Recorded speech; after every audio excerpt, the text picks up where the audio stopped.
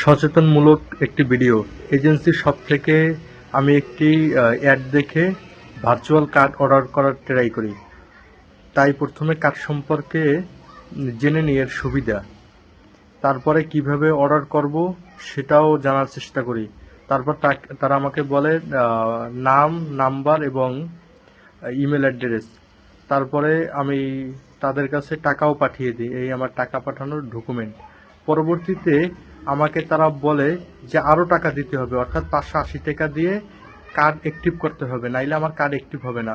অথচ আমার 100 টাকা কিন্তু অলরেডি নিয়ে নিয়েছে।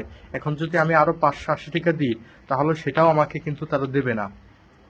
আমি তাদের কাছে টাকা চাইছি, কিন্তু তারা এটা কিছু বলে নাই, এবং আমি তাকে বলেছিলাম যে আমি পূর্বে কখনো কার্ড ব্যবহার করি নাই, তাই আমি এ সম্পর্কে জানি না, কিন্তু তারা আমাকে এটা না জানিয়ে আমার কাছ থেকে 100 টাকা হাতিয়ে নিয়েছে।